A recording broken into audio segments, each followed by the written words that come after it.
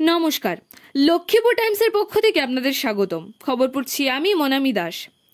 Lakshmipur MLA cup football টুর্নামেন্টের লাবক জিবির final খেলা আজ অনুষ্ঠিত হয়।